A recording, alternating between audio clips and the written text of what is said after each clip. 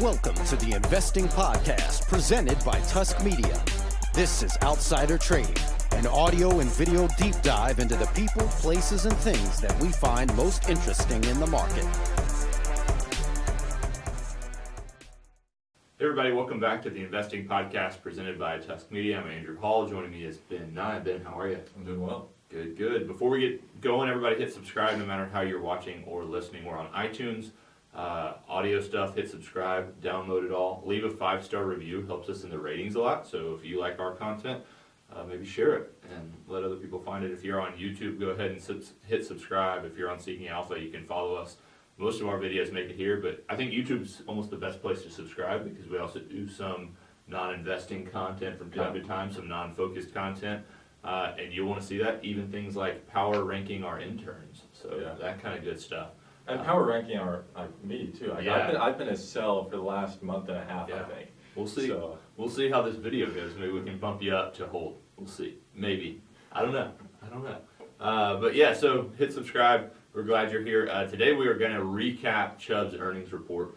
We did a preview. One of the things you can actually find on the YouTube channel or wherever you go is actually our preview of Chubb's earnings.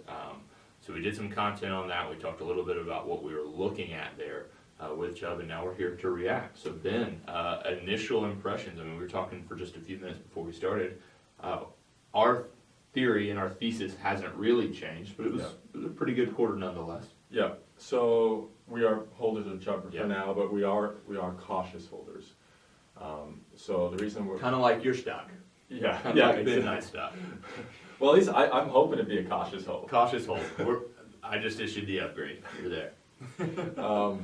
So Chubb is one of the biggest property and casualty insurers in the world. Recently did a large acquisition. Actually, Ace acquired Chubb and they took the Chubb name. Always weird. Yeah.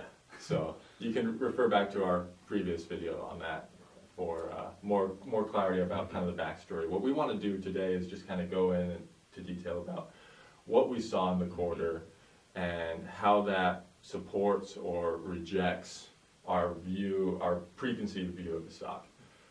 So what we do is we have some bullet points of, we're looking for this, and this. We've identified some really key drivers that are almost below the surface when you look at Chubb, beyond the earnings levels. And then we look and evaluate, well, is that coming to fruition or is that, is the opposite happening? Right.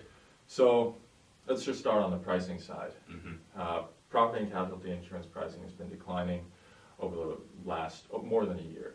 And that softness has continued. Yeah. Especially globally. Globally, they're seeing a very competitive market.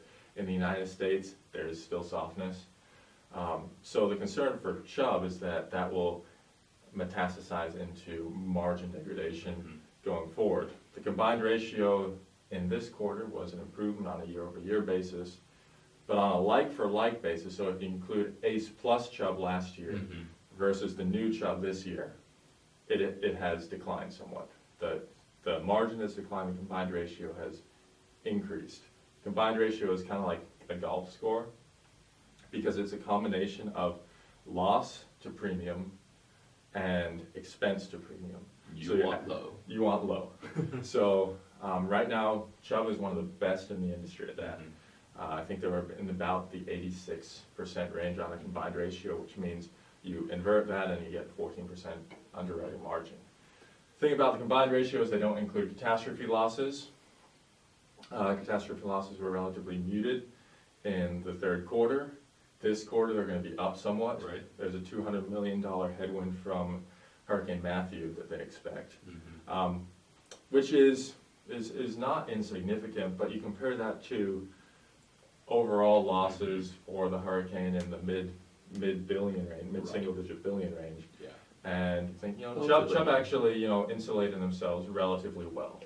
They've been using reinsurance mostly, so when you do reinsurance, Chubb basically says, okay, Andrew, well, I'll insure you, and now I'm going to sell that to somebody else. I'm going to buy an insurance policy on my insurance. So the reinsurance industry, just kind of a sidetrack, is something that I tend to be wary on just because the massive asymmetry if something goes wrong. But back to Chubb, pricing relatively weaker. a little bit of degradation in the combined margin, combined ratio, which suggests, a little bit of earnings pressure going forward. Earnings obviously beat by a large margin the current quarter. And so one of the things that's challenging for us when we look at Chubb is a couple things, and Ben's touched on those, but to kind of round out the thesis and some of the stuff we talked about in the last video, some of the challenges for Chubb is, number one, just operationally. They're not necessarily part of why, Ace bought Chubb and took Chubb's name was kind of the reputation. Yeah. So you've got that. At the same time, you've got combined ratios that are really about as good as anybody in the industry, which would imply not a lot of room for improvement. If you're already kind of close to best in class in terms of that, it gets harder and harder and harder to improve upon that. Then you combine that with really competitive pricing, which we're hearing about, and all of a sudden you start to say, well, where's the growth gonna come from? Was there anything that you saw, and again, you can look at those headlines, you can see the EPS numbers, and you can see all of this good news, but at the end of the day, is there anything that you see as a near-term catalyst really for growth? What I'm looking at very intently is the success of the acquisition and the success of the merger. I think it's still too soon to make a conclusive judgment on it. What I would say though, and something that was pleasantly surprising as an owner of the stock, is that in the commentary they said, our cost synergies are as good or if not better than we expected, and there is no reason to change our revenue synergy expectation at the moment either. I think it's just far too early to determine revenue synergies, so that they kind of get a pass on that. I don't really put much weight in that. On the cost synergy perspective, cost synergies are just historically easier to identify because you know how many heads you can just cut off. You know how many heads are going to be rolling. I started that metaphor and then I realized that's probably not the best. But at least on the cost side, you can quantify that a little bit better, and they're doing pretty well at the moment on that. So for that reason, I would not expect some major write-downs on the goodwill coming out in the 10Q.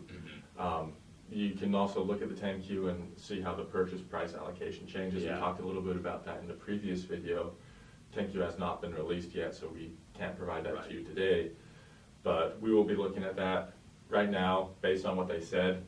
I don't really see a big alteration. Exactly. So again, I think we probably maintain our stance as kind of cautious holders, continue to monitor it. We'll look at that 10Q.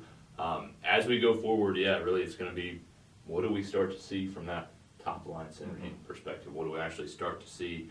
How do they benefit? But again, there are kind of some headwinds, in terms of just how do you improve on really good ratios and things like that. We'll look at the 10Q. We'll probably do an update maybe during one of our normal market updates. We've been doing weird content this week, real company specific stuff, but maybe we'll do an update on that kind of stuff. Anything else on Chubb? Anything you're? No, I was impressed by the quarter. I think we need some more evidence, but credit to them. They delivered a good beat. Absolutely. So y'all have a great day. We're going to be back. We were at a conference in Chicago, Invest for Kids conference this week, actually the whole team. So we're going to come back really today, this weekend, into Monday with kind of some recaps of other people's pitches. So I don't think we're actually going to talk about maybe one idea that we actually own, but it was actually recommended as a short. So we're going to talk about just kind of a bunch of stuff that we heard, pitches, agree, disagree, things like that. And I think you guys will enjoy that content because it's from people that are a lot smarter than us. So it should be good stuff. Y'all have a great day, and we'll talk to you soon. Tusk Media is a subsidiary of Narwhal Capital Management. Ratings and reviews of Tusk Media content are not to be construed as endorsements of opinions, analysis, or services offered by Tusk or its parent company. The opinions and predictions shared here are our professional beliefs at the time of publication. We are not under duress from any of the corporate entities mentioned. This is not a solicitation to take any particular action. Although we are investment advisors, this information should not be considered investment, legal, or tax advice. We strive to be as impartial, insightful, and accurate as possible. We base our opinions, analysis, and calculations on information we believe to be reliable, but we cannot guarantee its accuracy. We can, however, guarantee that our opinions will sometimes be flat out wrong due to a variety of factors. Employees and clients of Narwhal Capital Management may or may not hold positions in the securities detailed and may or may not hold these positions in the future. A full list of all securities purchased, sold, or held during the 12 months preceding the date of this publication can be provided upon request. Unless otherwise noted, all data accessed via MarketWatch or the Bloomberg terminal. Past performance does not guarantee future results. A copy of Narwhal's Form ADV is available at the SEC's website, www.advisorinfo.sec.gov, or from Narwhal upon written request.